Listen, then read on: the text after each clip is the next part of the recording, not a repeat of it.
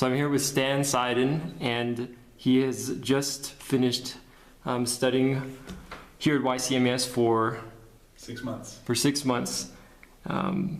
Stan, can you just tell us a little bit about what you study back in the States and bio? Sure. I'm currently a master's student at the Johns Hopkins University School for Advanced International Studies in Washington, D.C., where I'm focusing on China and the Middle East. And as part of my program, we have to pass proficiency in a language. I'm working on Arabic, and so I decided to come to Yemen for 2 months to study Arabic and do some research here on Yemen's political transition.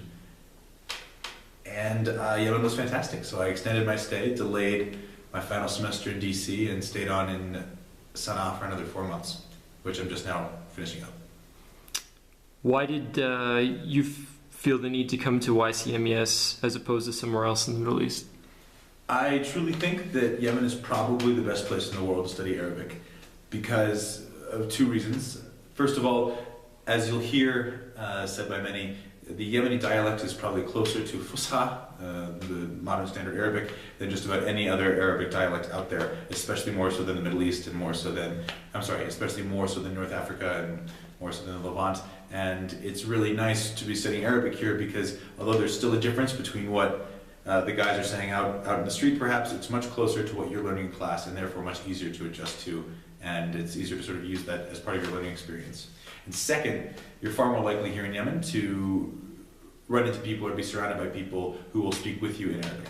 That is, I haven't traveled necessarily to the Levant, but I've been told that there's a lot more English and or French going on, and same with North Africa. There's sort of a lot of other linguistic influences that won't interfere with your studying, but will change the way that you experience the language. And here in Yemen, I can say that every single day I bump into people who start speaking with me in Arabic, and it's an incredible opportunity to practice.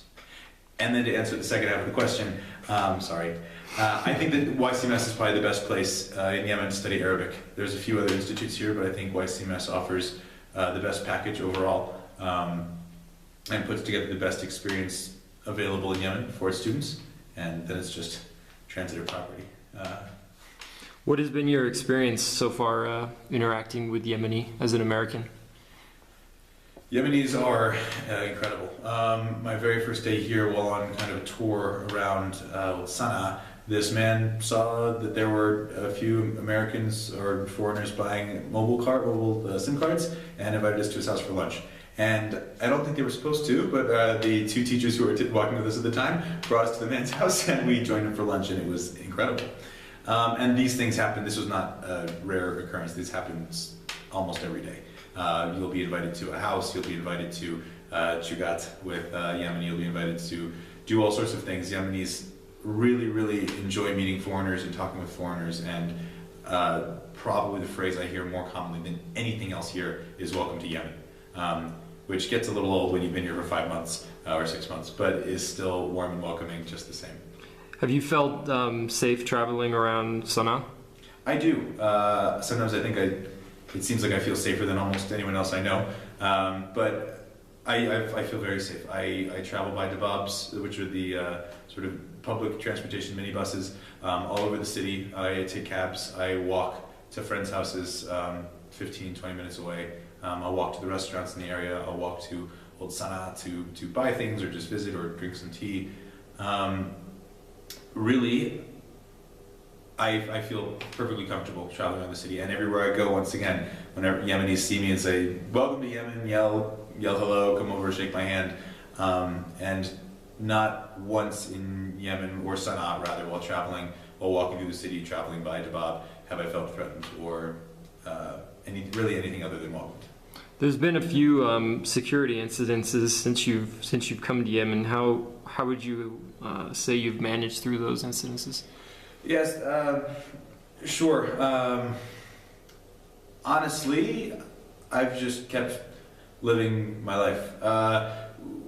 With certain kind of incidents, especially those that verge on the violent, it makes sense to just sort of stay away from those areas.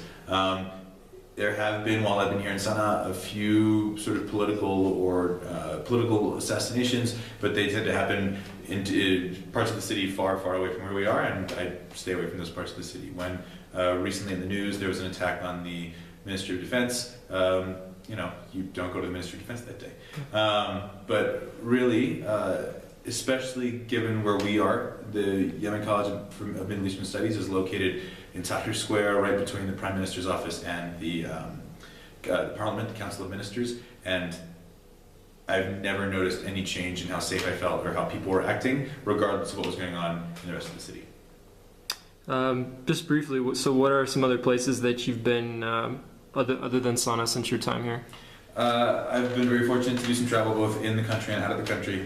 To focus on the former, the school organized some great trips for all the students. We visited cities outside of Sana'a, like Filla and Kokobam and Shibam, and sort of the mountainous area of Manacha, which is the, you'd kind of call it a village or region where Sabri, our director, is from. And then with a few friends, I did a trip to Aden during Ramadan, the sort of southern port city. And then just a few weeks ago, a few other friends and I went to Socotra, the mystical Jurassic Park-esque island off the coast of Somalia. Overall, would you say that YCMES has met your expectations? It's kind of gone beyond your expectations, gone below? That's the only reason it's hard to answer is because I had no idea what to expect when I was coming to Yemen. I was looking for an opportunity to improve my Arabic, and I received that 100%. I've been pretty much constantly very satisfied and very happy with the way my Arabic has progressed over this period. A few things were just different from what I expected, having studied abroad in other places, but that's really just a difference of, different countries do things differently. And I found that even those things that put me off at first, that I sort of wasn't so sure about, you quickly become accustomed to and then feel an affection for. And then a lot of those sort of idiosyncrasies, whatever it may be, I'm trying to think of just a single example.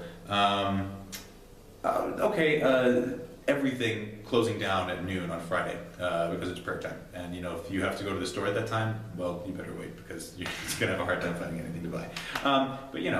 Or dawn call to prayer. At first it's sort of like, why is this? Why are not just one man? Why are 30 men across the city yelling at me at 4:30 in the morning? But you get used to these things, and it's part of what makes Yemen Yemen. Well, thanks very much, Stan, and we wish you the best of luck in your studies. Thank you very much.